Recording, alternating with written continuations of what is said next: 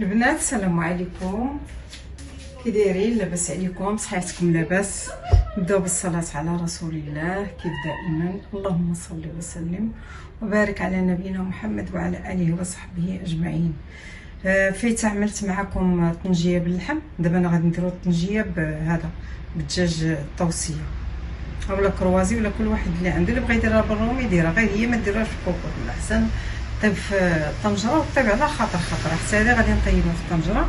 واخا هذا طوسيه خصها طيب على خاطرها باش كتجي معلكه وبنينه. بالنسبه للمقادير عندي هنا دجاجه كامله، عندي دجاجه بهكا قطعتها على 4، عندي هنا واحد الكركوبه ديال الثومه غادي نرميها صاينه، وعندي هنا واحد المعلقه مع مرش ديال السمن الحار، حامضه مصيره، هذا حامضه مصيره كامله، هانتوما شفتوا داك الماء ديالها معسل، وغادي نضيف هذاك اللب وهاد القشره، وهنايا عندي معلقه ديال الكمون مع مرش بزاف، هنا عندي الماء مخلط دايره الزعفران الحر باش يطلق ليا نرقد بعدا هاد الدجاج، نخليه مرقد واحد لين ما يتشرب شويه وعاد نديرو في الطنجره. درت هنايا السمن، هذه الثومه، هنايا الكمون وهنا الحامض مصير.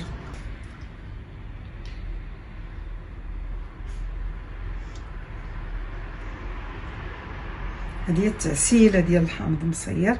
ما درتش الملح، ما درتهاش حيت لحقاش الحامض مصير راه مرقد بالملح والدجاج مغسول بالملح، يعني ما عندنا علاش ما درتهاش نهائيا، ما غاديش ندير. بالنسبه للحامضه غندير اللب ديالها، نحيد هاد العظيمات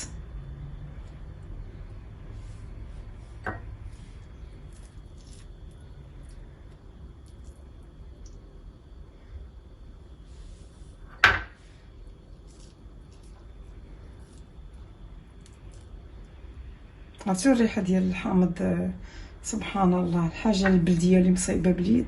عسل كاع ولا معسل، عسل يا عسل.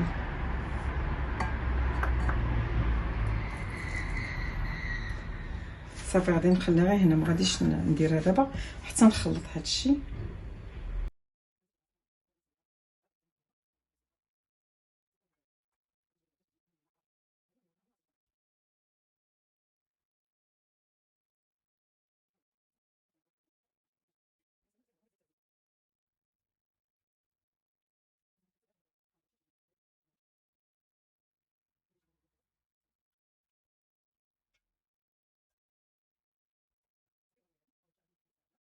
ونخليهم يترقدوا، ونغطي هذا الكويس حتى وكان مع درت فيه الماء طايب باش يطلق حتى يبرد. من بغي نصب راه غادي نصب هذا الكاس ديال الزعفران الاحمر.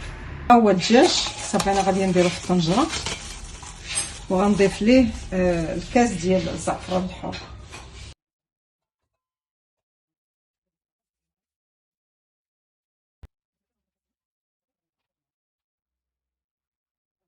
العافيه مجهده، قلت لكم غير تغلى، وغادي نضيف زيت زيتون ونغطي عليها ونخليها تطيب.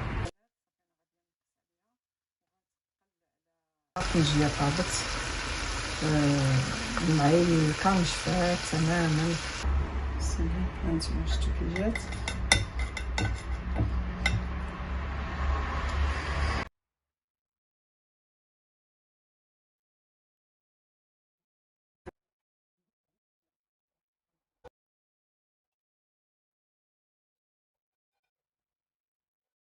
الطبق ديالنا باين لي ياك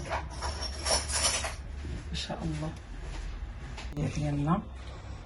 نتوما الحامض ديك التويمه هادشي اللي قسمنا، ورافقته مع طبق ديال الرز، وعلم بلادي ما شاء الله، علم بلادي، الله يحفظ بلادنا ويحفظنا كاملين يا رب. هاد الطبق ديال الرز فيه الخضر شامبينيون كيبان لكم، حيت ديجا حاطه في القناه. المهم اللي بغا انا غنحط لكم الرابط ديال هاد الوصفه ديال الرز. المهم الفيديو ديالنا وصل للنهايه ديالو، وما تنساونيش من دعوات الخير، ونتمنى هنا الاستحسان ديالكم، ونخليكم مع الصور. الفيديو ديالنا وصل النهايه ديالو، ايوا ما تنساونيش من دعوات الخير.